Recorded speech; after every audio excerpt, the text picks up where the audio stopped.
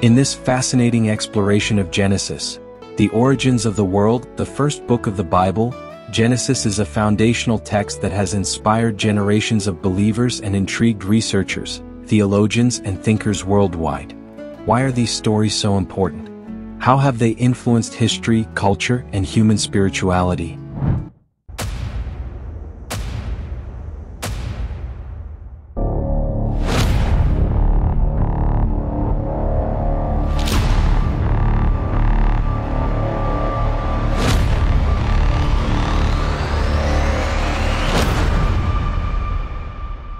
Today we will delve into the heart of the opening pages of Genesis, uncovering the power of its symbols, fundamental themes, and their relevance to our contemporary lives. We will explore key themes: the creation of the universe, the mystery of Adam and Eve, the dramatic story of the flood, and much more. These stories, rich in meaning, have parallels in other traditions and raise questions about the nature of faith, knowledge, and human existence. Get ready for a captivating journey. The story of creation, which opens Genesis, is a masterpiece of religious literature. In the beginning, God created the heavens and the earth. Genesis 1 verse 1. These simple yet powerful words have echoed through the centuries as a call to contemplate the origins of all that exists. In the beginning there was nothing, only emptiness and darkness. But God was there, and by His word He decided to bring the universe to life. With a commanding voice, He said, "Let there be light." And instantly, a brilliant light appeared, dispelling the darkness. God separated the light from the darkness, calling the light day and the darkness night. This was the first day. The next day, God looked at the waters that covered everything and said, "Let there be an expanse between the waters to separate them." Thus, He created the sky, a clear space above the waters. Evening fell and morning rose again. This was the second day. On the following day, God said, "Let the waters under the sky gather in one place, and let dry ground appear." He formed the dry ground, calling it land, and the waters, which He called seas. But He didn't stop there. He said, "Let the land produce vegetation, plants, seeds, and trees that bear fruit." And suddenly the earth was covered in greenery, fields of grass, forests of fruit-bearing trees, and all kinds of vegetation. It was a beautiful day, and the third evening arrived.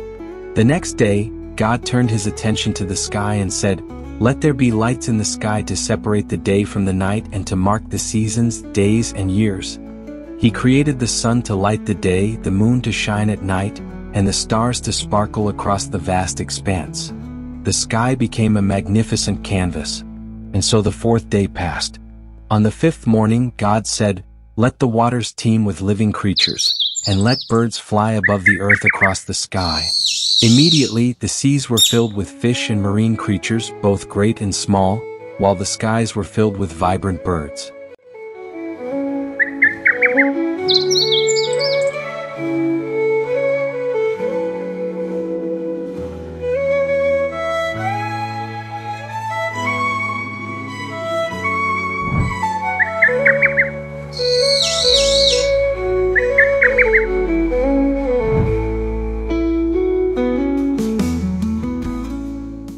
God blessed them, telling them to multiply and fill the waters and the skies.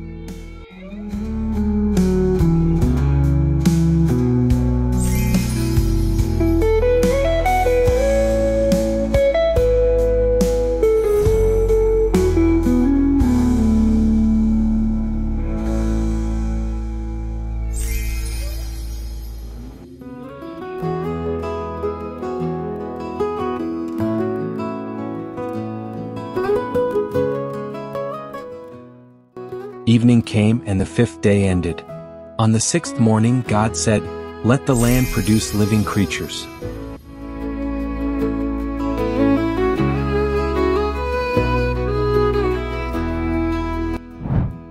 Livestock, reptiles, and all kinds of wild animals. The earth became alive with creatures.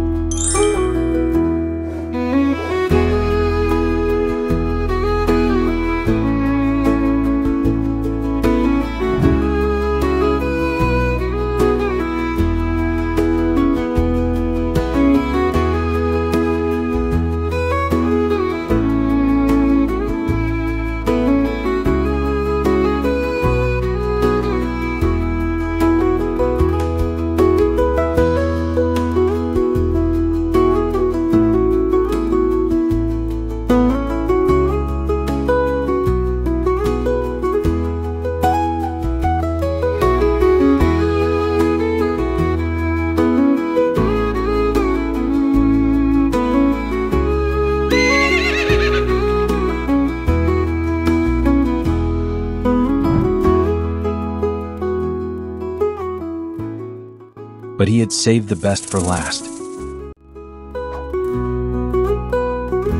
God then said, "Let us make mankind in our image and our likeness, so that they may rule over the fish, the birds, the animals, and the whole earth."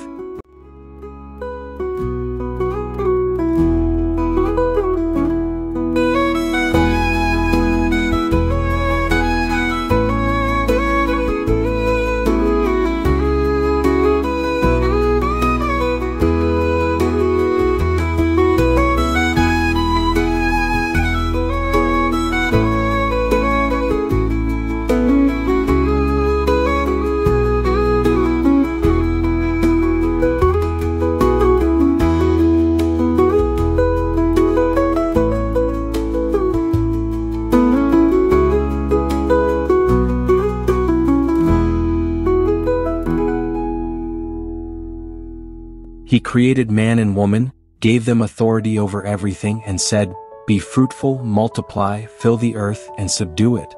God looked at everything he had made, and it was very good. Evening fell, and the sixth day ended. The next day everything was complete. God gazed upon his perfect creation and chose to rest. He blessed that day and made it holy because the work of creation was finished. Thus, in 7 days God created the heavens, the earth, and all that is in them, offering humanity a world full of beauty and life.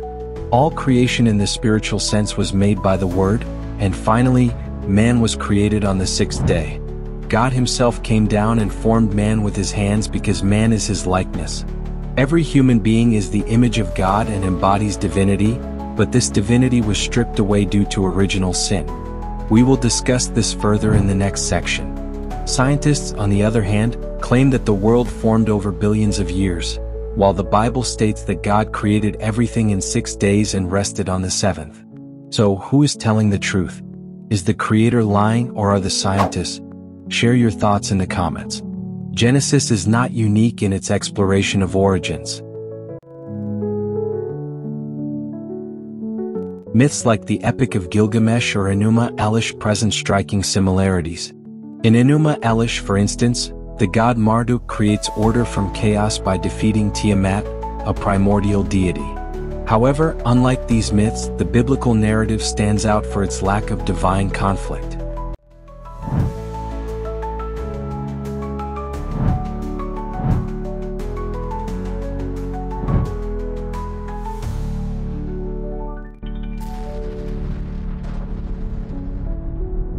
God creates solely through the power of His Word. He is, therefore, the only living one and the sole creator. The creation story raises questions still relevant today. How can science and faith be reconciled? What role does humanity play as the steward of creation? These questions resonate with modern debates on ecology and sustainability.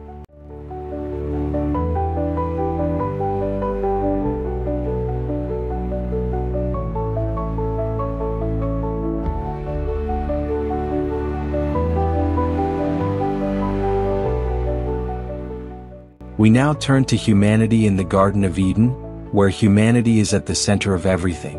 According to Genesis, Adam and Eve, the first humans, lived in the Garden of Eden. This idyllic place is described as a realm of perfect communion between God, man, and creation. However, at the garden's center, 2 trees stand out: the tree of life and the tree of the knowledge of good and evil.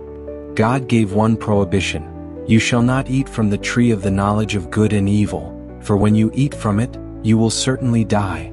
Through this command, death was created because every word that proceeds from God's mouth becomes reality. This prohibition symbolizes free will. Humanity is free to choose between obedience and rebellion.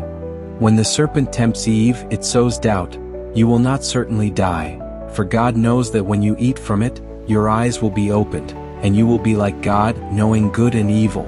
Genesis 3 verses 4 to 5. This temptation represents humanity's desire to transcend its limits, often at the cost of divine harmony. Eve was the first to yield, eating the fruit, and then gave some to Adam. When Adam and Eve ate the forbidden fruit, they became aware of their vulnerability, they realized they were naked, and as a result, they were expelled from the garden. This fall marks the separation between God and humanity, as well as the introduction of labor, pain, and death into the human experience. This story is often interpreted as an allegory of the human condition. What does it mean for our lives today? How do we understand freedom and its boundaries in a complex world? After committing sin, the Lord God said to the serpent, "Because you have done this, cursed are you above all livestock and all wild animals. You will crawl on your belly, and you will eat dust all the days of your life. I will put enmity between you and the woman, and between your offspring and hers. He will crush your head, and you will strike his heel." To the woman he said, "I will make your pains in childbearing very severe.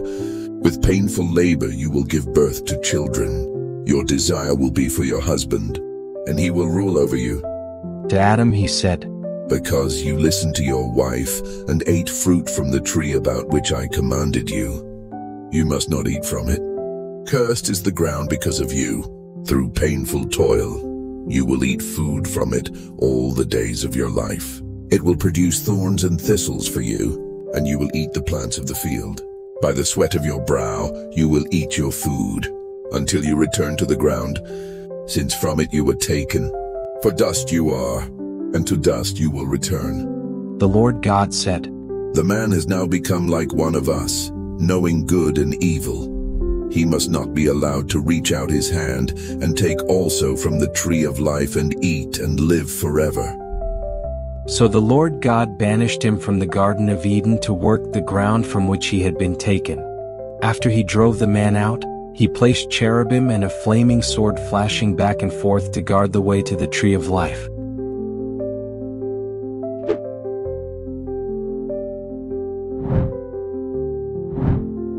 After Adam and Eve left the Garden of Eden, they had two sons. The first, Cain, was a strong and serious man who spent his days cultivating the land, sowing and harvesting with dedication. His younger brother Abel was gentler and enjoyed tending to animals. He was a shepherd and spent his days guiding the sheep and caring for his flock.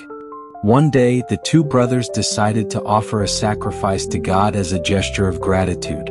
Cain, the farmer, chose some fruits and vegetables from his harvest and brought them as an offering. Abel, on the other hand, selected the best of his lambs, the most beautiful and strongest from his flock, and offered them to God with a heart full of faith. God looked at the offerings. He accepted Abel's offering with joy because he saw the sincerity and love in his heart. But Cain's offering did not find favor in his eyes, not because it came from the ground, but because Cain did not offer it with the same generosity and humility. Cain was overcome with anger and jealousy. He lowered his head, his face downcast. God noticed and spoke to him gently. "Cain, why are you angry? Why is your face downcast? If you do what is right, will you not be accepted? But if you do not do what is right, sin is crouching at your door. It desires to have you, but you must rule over it." Despite this warning, Cain allowed jealousy to consume him. One day he invited Abel to join him in the fields. Abel, trusting his brother, followed him. But there, in the middle of the fields, Cain turned suddenly toward Abel, rage in his eyes. His jealousy erupted into violence and he killed his brother. This was the first murder in humanity's history. Shortly afterward, God called out to Cain. "Where is your brother Abel?" Cain, feigning ignorance, replied, "I don't know. Am I my brother's keeper?" But God said, "What have you done, Cain? Your brother's blood cries out to me from the ground. Because of this, the ground you worked with your hands is cursed. It will no longer yield its crops for you. You will be a restless wanderer on the earth." Terrified by this judgment, Cain exclaimed, "My punishment is too great. If anyone finds me, they will kill me." But God, in his mercy, replied, "No, this will not happen. I will put a mark on you so that no one will harm you. If anyone kills you, they will suffer vengeance 7 times over." So Cain went away from the presence of God. He settled in a distant land called Nod, east of Eden. There he built a city and began a new life, but he remained marked by his act and the separation from God. After this, humanity began to sin more and more. Men and women lived their lives as they pleased. Over time, wickedness and corruption filled their hearts. They became violent, selfish, and forgot to do good. God, who had created the world with love, looked upon it with sorrow. The earth, once filled with beauty and harmony, had become a dark and chaotic place. Among all these people there was one who stood out, Noah. He was a righteous and honest man who lived in communion with God. Seeing that Noah was different from the others, God decided to entrust him with a special mission. One night, God spoke to Noah and said, Noah, I have seen that the earth is filled with violence and wickedness. I will send a great flood to wipe out all life, but I want to save you and your family because you are righteous in my eyes.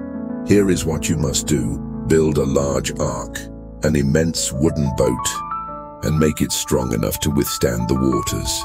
You will bring your family and a pair of every animal onto the ark, so that life can begin anew after the storm. Faithful to God, Noah immediately set to work. He cut wood, assembled planks, and built the ark according to God's precise instructions. Meanwhile, his neighbors watched and mocked him, laughing as they asked, "Why are you building a boat so far from the sea?" But Noah was undeterred. He knew God had a plan. Once the ark was complete, Noah brought in his wife, his 3 sons, Shem, Ham, and Japheth, and their wives. Then the animals began to arrive. Lions, elephants, birds, reptiles, and many more 2 by 2. It was an incredible sight. When everyone was inside, God shut the door of the ark. Shortly afterward, the sky darkened. Heavy black clouds covered the earth. Then the rain began to fall, not just any rain but a powerful, unrelenting downpour. Water also burst forth from the earth as if hidden springs had opened. For 40 days and 40 nights, it rained without stopping. Rivers overflowed, mountains were submerged, and soon, nothing was left but water as far as the eye could see. Everything outside the ark perished. But inside, Noah, his family, and the animals were safe. The ark floated on the waters, carried by God's will. Finally, after many weeks, the rain stopped. The waters began to recede slowly. The ark came to rest on the summit of a mountain called Ararat. To check if the land was habitable again, Noah sent out a raven, then a dove. The dove returned the first time, finding no place to land. But a few days later, it came back with an olive leaf in its beak. Noah knew then that life was returning. When the ground was dry, Noah, his family, and the animals left the ark. Filled with gratitude, Noah built an altar to thank God. Seeing this act, God made a promise. Never again will I destroy the earth with a flood. To seal this promise, God placed a rainbow in the sky as a sign of the covenant between him and all humanity. Thus, life resumed on earth, and Noah became the father of a new humanity. The story of the flood is one of the most dramatic passages in Genesis. God observes humanity's corruption and decides to restore justice through an act of purification, a universal flood. Yet, amid this destruction, a spark of hope endures. Noah, a righteous man, is tasked with preserving life. Noah is described as righteous and blameless. His obedience to God's detailed instructions reflects his absolute trust in God. The ark becomes a symbol of refuge and salvation. In a contemporary context, the flood narrative raises profound questions about justice and mercy. How can we understand these themes in a world facing climate change and global crises?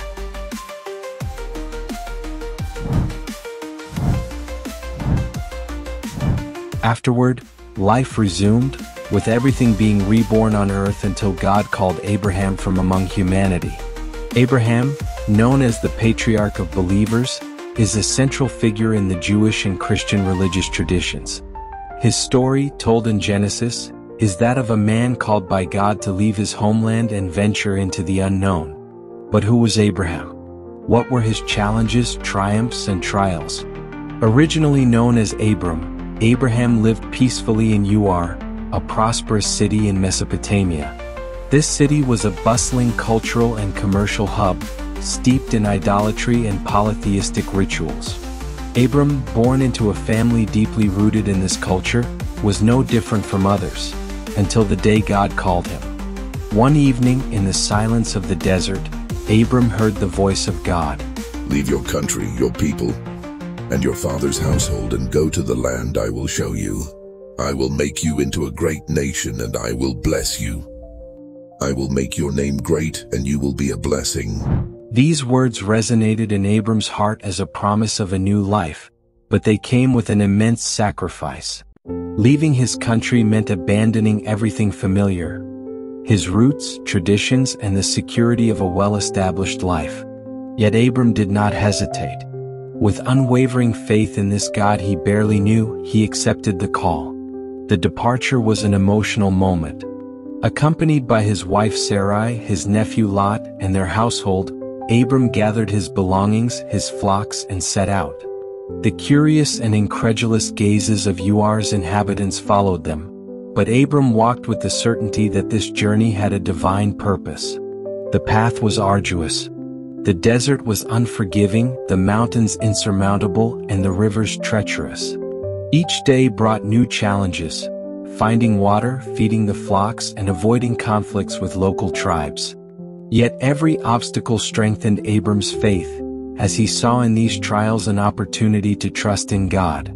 One day, Abram arrived in Shechem. There, God appeared to him again and declared, To your offspring I will give this land. It was an extraordinary promise, yet it seemed impossible. The land of Canaan was already inhabited by powerful peoples. How could Abram and his family, mere nomadic foreigners, hope to settle there? Despite this reality, Abram built an altar to honor God, expressing his gratitude and faith in a promise beyond human comprehension. Shortly after, a famine struck the region. The arid lands of Canaan could no longer support Abram's flocks or his family. Faced with this crisis, Abram made a difficult decision. He went down to Egypt, a more fertile land. There he faced a new challenge. Fearing for his life, he asked Sarai to pose as his sister to avoid the Egyptians' envy. This morally ambiguous strategy protected his family, and God intervened directly to safeguard Sarai. Despite the circumstances, Abram left Egypt with greater wealth and flocks than before. Back in Canaan, Abram encountered new challenges. His and Lot's flocks had grown so large that their herdsmen quarreled over grazing land. With wisdom and humility, Abram offered Lot the choice of land. Lot chose the fertile plains near Sodom, while Abram stayed in the hills of Canaan. This act of generosity once again demonstrated Abram's trust in God rather than in wealth or land. One night, as he gazed at the stars in the desert silence, God spoke to Abram again. Look up at the sky and count the stars, if indeed you can count them. So shall your offspring be. This promise seemed almost absurd. Abram and Sarai were elderly and had no children. Yet Abram believed God. His faith was credited to him as righteousness, and God sealed this promise with a solemn covenant. Abram prepared a sacrifice, and a supernatural fire passed between the pieces of the animals. This vivid image represented God's commitment, a reminder that he would fulfill his word. Despite this promise, the waiting was long and years passed. Sarai, seeing that she could not bear children, proposed a human solution. She asked her servant Hagar to conceive a child for them. This arrangement resulted in the birth of Ishmael but also brought tensions. Hagar, seeing that she had given Abram a child while Sarai had not, began to look down on her mistress. It was a time of turmoil for Abram's family, but God intervened to reassure Hagar that Ishmael too would be blessed. As Abraham approached the age of 100, God renewed his promise and changed his name to Abraham, meaning father of a multitude. He also changed Sarai's name to Sarah, meaning princess. This change marked a spiritual transformation, a reminder of their pivotal role in human history. God made them an almost unbelievable promise.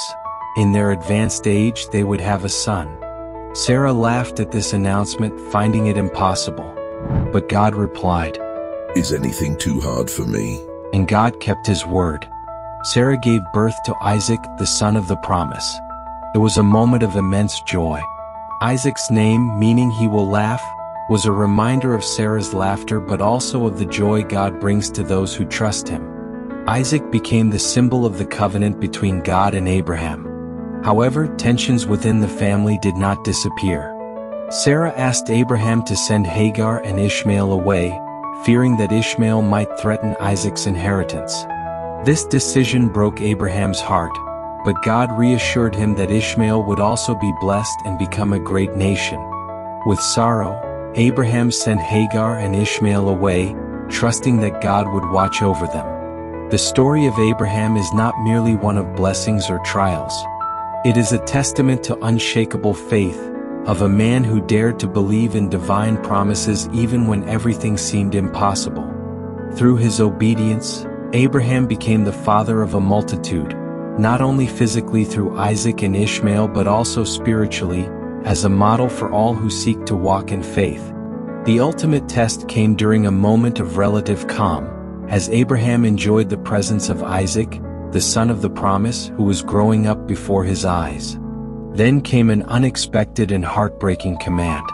God called to Abraham and said, "Take your son, your only son, whom you love, Isaac, and go to the region of Moriah. Sacrifice him there as a burnt offering on a mountain I will show you." These words pierced Abraham's soul. How could God, who had given Isaac as the fulfillment of his promise, now ask for such a sacrifice? Despite the incomprehension and anguish, Abraham did not question God. His faith was absolute. He rose early the next morning, prepared the wood for the offering, and set out with Isaac and 2 servants. The journey to Mount Moriah lasted 3 days, 3 days of heavy silence, each step bringing Abraham closer to the ultimate test. Arriving at the foot of the mountain, Abraham told his servants, "Stay here with the donkey while I and the boy go over there. We will worship, and then we will come back to you."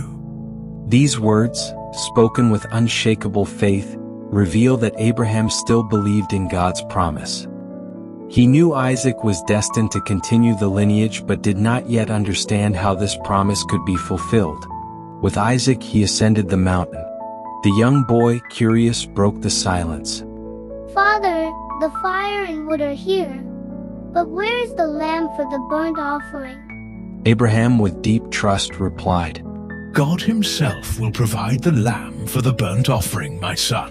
At the summit, Abraham prepared the altar. He arranged the wood, bound Isaac, and placed him on the altar. This moment was one of unparalleled intensity. Abraham's heart was heavy, but his hand was steady. Just as he raised the knife to sacrifice his son, a voice called from heaven, "Abraham, Abraham." The angel of God stopped him, saying, "Do not lay a hand on the boy. Now I know that you fear God, because you have not withheld from me your son, your only son." Looking up, Abraham saw a ram caught by its horns in a thicket. He sacrificed the ram instead of Isaac, and the altar was named Yahweh, meaning the Lord will provide. This moment was the culmination of Abraham's faith, a demonstration of his complete obedience to God, and a powerful illustration of divine grace, which always provides a way. This act by Abraham also foreshadowed how Christ would later take humanity's place, bearing the death that was rightfully ours. Just as God provided the sacrifice to save Isaac by replacing him with the ram, so too would he provide the ultimate sacrifice for humanity's sin through Christ. Abraham's faith was tested, but the moment also served as a symbol, a prophecy that would later be fulfilled in Christ. Abraham's life does not end with this episode. His legacy extends far beyond his time, transcending the boundaries of the ancient world and profoundly influencing humanity's spiritual history. In Judaism, Abraham is seen as the father of the Israelite nation, through whom the covenant with God was established. Through Isaac and then Jacob, renamed Israel, Abraham's descendants gave rise to the 12 tribes of Israel. Jews look to Abraham as a model of fidelity to God and the covenant relationship.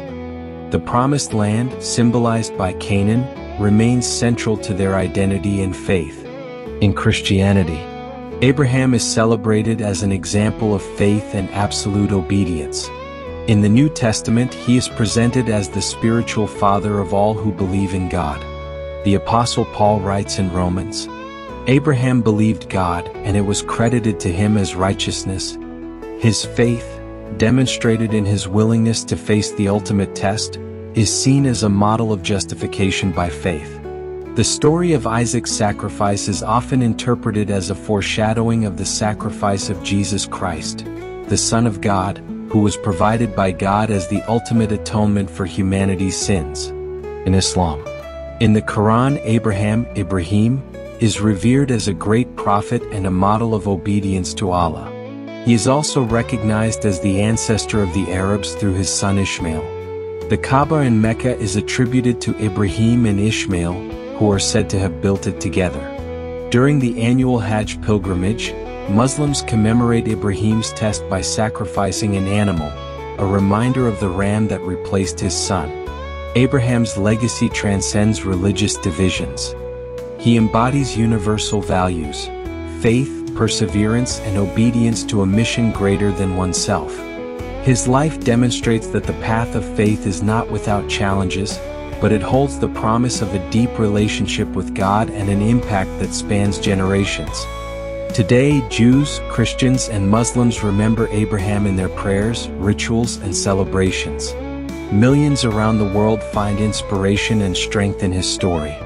Abraham, the father of believers, remains a timeless figure connecting humanity through shared spiritual quests. His influence surpasses religious and cultural boundaries, reminding us that, in the diversity of beliefs, faith has the power to unite rather than divide.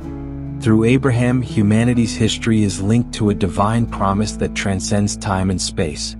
And finally, let us delve into Abraham's journey by examining the cities and countries he traveled through, highlighting the significant events of each stage. Below is a summary of the key locations in his journey. Ur of the Chaldeans, Mesopotamia. Abraham begins his journey in Ur, a prosperous city located in Mesopotamia, modern-day Iraq. It is here that he receives God's call to leave his homeland, Haran, northern Mesopotamia. On his way, Abraham temporarily settles in Haran, a city in northern Mesopotamia, modern-day southern Turkey. It is in Haran that his father, Terah, passes away. Abraham then continues his journey, guided by God's promise. Canaan, promised land. Abraham arrives in the land of Canaan, modern-day Israel and Palestine, where he stops at several key locations. Shechem. Here he builds his first altar to the Lord. Bethel. Abraham continues to build altars and calls upon the name of God. Hebron. This city becomes a significant location, particularly at Mamre, where Abraham settles and receives the visit of angels. Egypt. Due to a severe famine in Canaan, Abraham travels to Egypt seeking refuge. There he faces challenges, particularly with Pharaoh, concerning his wife Sarai. Gerar, land of the Philistines. Back in Canaan, Abraham stays in Gerar, where he meets Abimelech, the king of the Philistines. This episode includes a misunderstanding similar to the one he experienced in Egypt. Beersheba. Abraham establishes a camp at Beersheba, where he makes a treaty with Abimelech and calls on the name of the Lord, planting a tamarisk tree as a sign of his faith. Mount Moriah. Finally, one of the most pivotal events in Abraham's life occurs on Mount Moriah, where God tests his faith by asking him to sacrifice his son Isaac. Genesis as a source of inspiration. Genesis is much more than a religious text. Over the centuries, it has inspired countless artists, thinkers, and scholars. In art and literature, Michelangelo's frescoes in the Sistine Chapel beautifully depict the creation of Adam. Literary works like John Milton's Paradise Lost revisit the themes of the fall. Modern films, from Noah to the Ark, demonstrate how these stories continue to captivate audiences. In theological debates, the question of creationism versus evolution is directly tied to Genesis. Mystical and symbolic interpretations enrich our understanding of the text, a contemporary source of inspiration. How do these stories continue to influence our lives today? Ethical questions about ecology and human responsibility find echoes in these ancient texts. Abraham's legacy. The story of Abraham is a powerful reminder of the importance of faith and perseverance in the face of trials. It invites us to reflect on our own journeys, the promises we pursue, and how we respond to divine calls in our lives.